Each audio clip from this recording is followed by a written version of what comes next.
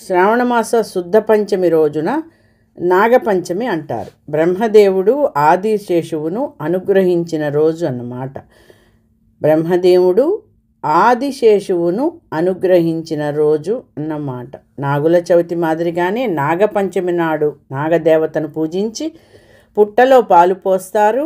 నాగపంచమి రోజున నాగదేవతను పూజించిన వారికి సంవత్సరం పొడుగునా ఏ సమస్యలు లేకుండా అన్నీ సవ్యంగా నెరవేరుతాయి. అంతా అనుకూలంగా ఉంటుంది. చలిచీమ నుండి చాతుర్ముఖ బ్రహ్మ వరకు రాయి రప్ప చెట్టు చేమ వాగు వరద నీరు నిప్పు అన్నిటా అందరిలోనూ దైవత్వాన్ని దర్శించే విశిష్టమైన సంస్కృతి హిందువులది. హిందువుల దృష్టిలో పాము కూడా పరమాత్మ స్వరూపమే. 1000 పడగల ఆదిశేషుడు విష్ణుమూర్తికి పాన్పు, వాసుకి పరమేశ్వరుడి కంఠ, వినాయకుడు నాగయజ్ఞోపవీతుడు. నాగజాతి జననం గురించి తెలుసుకుందాం. కశ్యప ప్రజాపతికి కద్రువ దంపతులకు అనంతుడు, తక్షకుడు, వాసుకి, నవినాగుడు, శంఖుడు, కర్కోటకుడు, ఉగ్రకుడు, పిందారకుడు, హహుషుడు, ఐరావతుడు మొదలగు వారు జన్మించి కనబడిన వారినల్లా కాటువేస్తూ భయభ్రాంతులను చేయసాగారు. దాంతో సకల దేవతలు బ్రహ్మను వేడుకోగా ఆయన కోపించి తల్లి శాపానికి గురై వారంతా నశిస్తారని శపించారు. బ్రహ్మ ఏం చెప్పారు?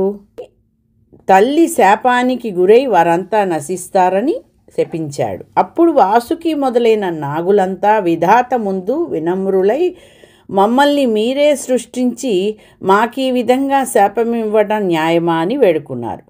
విషయుక్తంగా పుట్టినంత మాత్రాన అందరినీ కాటువేసి ప్రాణకోటిని నశింపచేయటం తప్పు కదా. నిష్కారణంగా ఏ ప్రాణిని హింసించరాదు.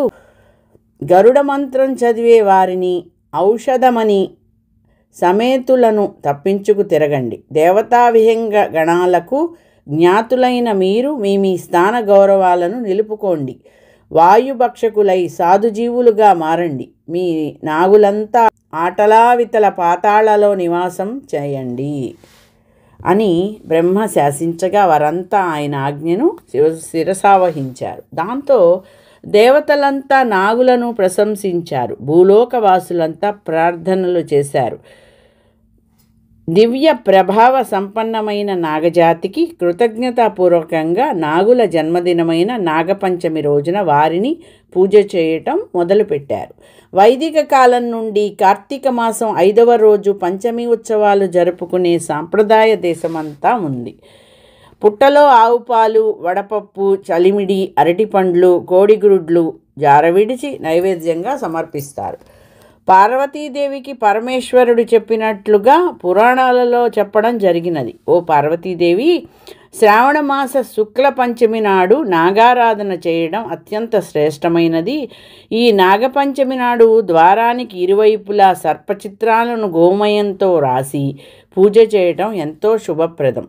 చతుర్థి రోజున ఉపవాస వ్రతాన్ని ఆచరించి పంచమి రోజున బంగారం, వెండి, కర్రతో కానీ లేదా మట్టితో కానీ వారి తాహతలు అనుసరించి 5 పడగల పామును చేయించాలి. లేదంటే పసుపు చందనంతో కానీ 7 తలల పాము చిత్రపటములు గీచి ఆ రూపాలకు జాజి, సంపెంగ, గన్నేరు ఇత్యాది పుష్పాలతో పూజించాలి. పాయసము, పాలు నివేదన చేయాలని పరమేశ్వరుడు వివరించాడని పురాణాలు చెబుతున్నాయి.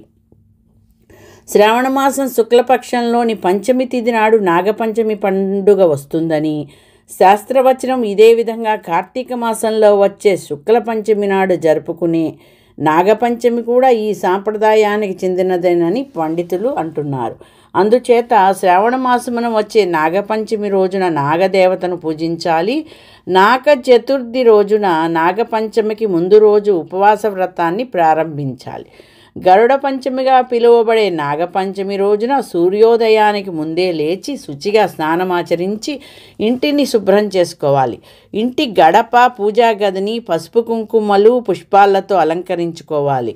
నాగదేవత ప్రతిమకు నేతితోనూ పాలతోనూ అభిషేకం చేయించి పెరుగును నైవేద్యంగా పెట్టాలి. పూజ అయ్యాక బ్రాహ్మణుడికి తాంబూలం, పానకం, వడపప్పులతో సహా ఈ నాగప్రతిమను దానం ఇవ్వాలి. నాగపంచమి రోజంతా ఉపవాసం ఉండి రాత్రి జాగరణ చేయాలి. ఈ విధంగా చేసిన వారికి నాగరాజులు అనుగ్రహిస్తారని పురాణాలు చెబుతున్నాయి. అంతేకాకుండా పాపాల నుండి విముక్తి లభించటం, సర్పభయం తొలగిపోవడం వంటివి జరుగుతాయి. నాగపంచమి వ్రత కథ. పూర్వము ధనవంతురాలైన ఒక గృహిణి ఉండేది. ప్రతిరోజు సర్పాలు అనేకం వచ్చి తనను కాటువేస్తున్నట్లుగా ఆమెకు కలలు వస్తుండేవి. దానితో ఆమె భయకంపితురాలయ్యింది. ఒక రోజున వారి కులగురువు వారి ఇంటికి వచ్చి ఆమె దీనగాథను విన్నారు. విని, అమ్మా, నువ్వు గత జన్మలో పుట్టలో పాలు పోసేవారిని చూసి ఎగతాళి చేశావు, అందువలన నీకు ఈ జన్మలో ఈ జాడ్యము సంక్రమించినదని అని చెప్పి నివారణ కోసం నాగపంచమి నోము నోయమని, పాముల భయం తొలగిపోతుందని చెప్పాను. ఆమె అట్లాగే నోచి స్వప్నాల భయం నుండి విముక్తురాలైంది. నాగపంచమి వ్రత కథల్లో ఇది ఒకటి. ఈ కథ వెనక ఒక సామాజికమైన హితవు ఉన్నది. ఇతరులకు ఎవ్వరికీ ఇబ్బంది కలగని విధంగా ఎవరైనా తన కుటుంబ ఆచారాన్ని తాను పాటిస్తున్నట్లయితే వారిని పరిహసించకూడదు. ఎవరి విశ్వాసం వారిది. మన సంస్కృతిలో పాములు పూజింపబడుతున్నాయి. అలాగే యోగాలో కూడా ఇవి ఎంతో ముఖ్యమైన భూమిక పోషిస్తున్నాయి. ఒక విధంగా చూస్తే పాము కుండలినికి సంకేతం. స్వభావం, కదలిక, నిశ్చలత్వం వంటి విషయాల్లో కుండలినికి పాములతో ఉండే పోలిక వల్ల పామును కుండలికి సంకేతంగా చూస్తారు. ఇంకో అంశం ఏంటంటే, పాము జీవన పరిణామ క్రమంలో శరీరం పరంగా కోతి ప్రముఖ స్థానంలో ఉంటుంది. అలాగే శక్తిపరంగా పాము విశిష్ట స్థానంలో ఉంటుంది. మరో అంశం ఏంటంటే, పాములు కొన్ని రకాల శక్తులకు ఎంతోలా స్పందిస్తాయి. ఎక్కడ ధ్యానానికి అనుకూలంగా ఉంటుందో లేక యజ్ఞయాగాదులు నిర్వహింపబడుతుంటాయో అక్కడికి పాములు ఆకర్షింపబడతాయి. అలాగే పాముల గురించి ఇంకా చాలా విషయాలు ఉన్నాయి. స్వభావం, కదలిక, నిశ్చలత్వం వంటి విషయాల్లో కుండలినికి పాములతో ఉండే పోలిక వల్ల పామును కుండలినికి సంకేతంగా చూస్తారు. అందుకే ఈ సంస్కృతిలో మీరు పాముని చంపడం నిషిద్ధం. భారతదేశంలో ఒక పాముని చంపినా, ఒక పాము మృతదేహాన్ని చూసినా దానికి అంతిమ సంస్కారం చేయడం ఆనవాయితీ. జీవపరంగా మనిషికి పాముకి ఎంతో దగ్గర సంబంధం ఉండడం వల్ల ఈ సంస్కృతిలో పాము కూడా మనిషిలాగే ఎప్పుడూ సరైన అంతిమ సంస్కారాన్ని పొందుతూ ఉంటుంది. అందువల్ల ఒక పాముని చంపడం అంటే అది హత్యతో సమానమే. నాకు తెలిసినంత వరకు పాము లేని గుడి అంటూ ఉండదు. ప్రతి గుడిలో ఎక్కడో ఒక చోట ఒక చిన్న పాము విగ్రహమైనా ఉంటుంది. అన్ని ప్రాచీన దేవాలయాల్లో పాములు ఉన్నాయి. షాపింగ్ కాంప్లెక్స్లలా కట్టిన దేవాలయాల్లో పాములు ఉండకపోవచ్చు, కానీ మీరు ఏ పురాతన దేవాలయాన్ని సందర్శించినా అక్కడ పాముల కోసం ప్రత్యేకంగా ఒక స్థానం ఉంటుంది. ఎందుకంటే అది జీవ పరిణామ క్రమంలో ఒక ముఖ్యమైన మలుపు. అంతేకాకుండా ఎన్నో విధాలుగా జీవ ప్రేరణకు కారణం అదే. కాలసర్పదోషం ఉన్నవారు ప్రత్యేకంగా నాగపంచమి రోజున నాగదేవతను విశేష పూజలు నిర్వహిస్తారు.